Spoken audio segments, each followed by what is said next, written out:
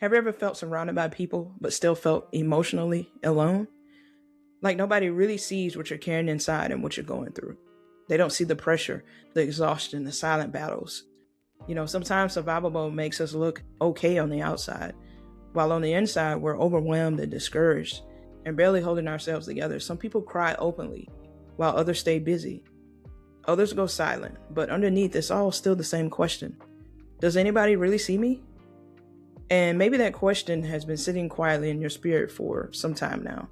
But today I want to remind you that even when people don't see you, God does. Today we're going to be talking about what it means to be fully seen by God.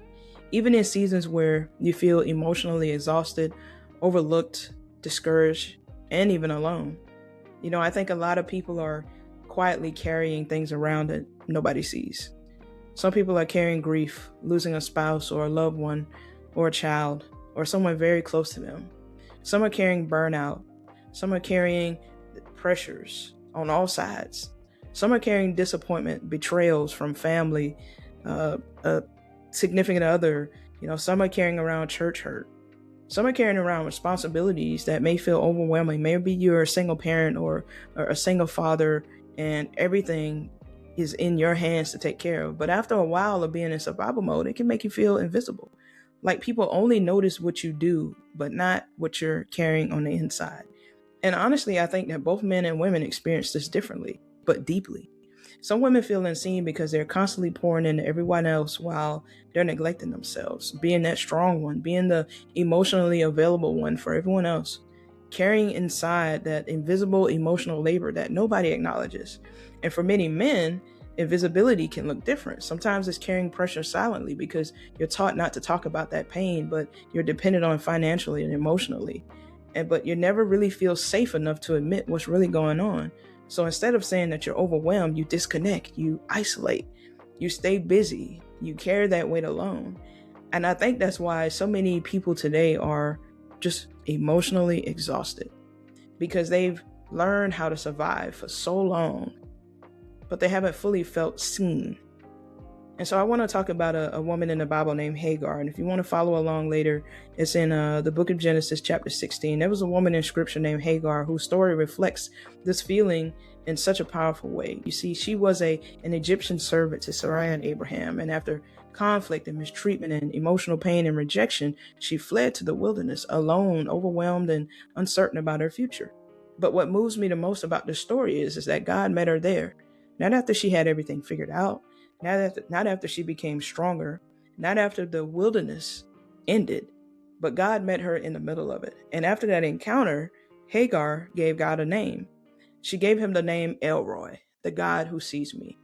And I think that name matters because so many people today are silently wondering, does anybody really see what I'm going through?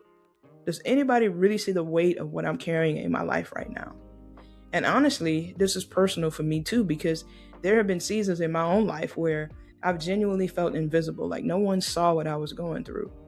The pressure, the emotional exhaustion, the silent battles, and we all have them.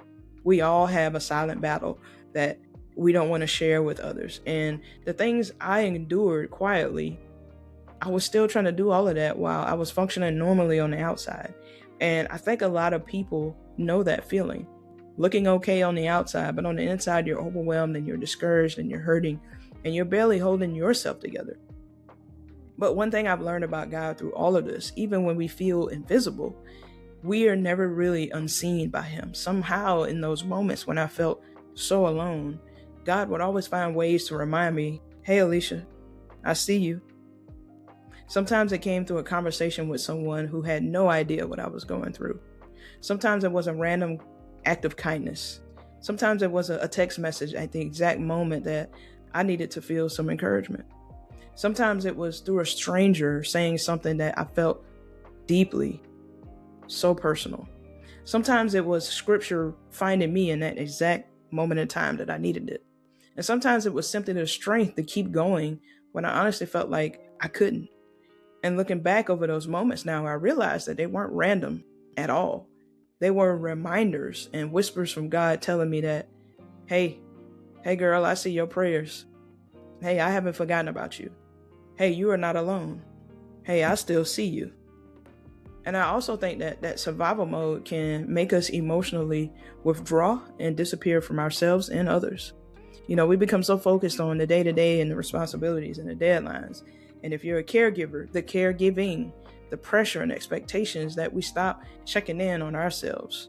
We stop asking ourselves, hey, how am I really doing? We stop asking, hey, what am I carrying emotionally? We stop asking, what in my life needs healing right now? And a lot of people don't talk about that pain because they've learned that vulnerability gets dismissed. Emotions make people uncomfortable. Strength gets rewarded, and survival becomes your identity over time. Some people adapt. They smile and they function and they perform. Meanwhile, inside they feel invisible. But the same God who met Hagar in her wilderness still meets people in their hidden spaces today. God will meet you in your strength. He will also meet you in your weaknesses. He will meet you in your grief. He will meet you in your exhaustion, your burnout, your depression, the rebuilding of your lives. If you've lost a spouse or a parent or a child, that new normal in trying to move forward with that significant loss is a rebuild in your life. He will meet you there. He will meet you in the silence. He will meet you while you're still stuck in that survival mode. Why? Because he still sees you. And so today I want to leave you with this question. Where in your life have you felt the most unseen? And what would you change? What would you truly change if you believed that God was present in that place too? I want you to sit with that. And I also want to thank you for spending this time with me today. And I want you to remember that you are never unseen. You are never unseen. And if this message truly touched you, do me a favor and hit that like button and subscribe right now. We're building a community of people who are ready to take charge of their lives and walk through this transformation and walk into their purpose. And if you want to take this conversation on the go, make sure you're following the podcast on Spotify under Divine Living with Purpose. I'm dropping deeper dives into resilience, personal transformation, and leadership that you won't get anywhere else. This is Alesia with Divine Living with Purpose, and I'll meet you right there next time.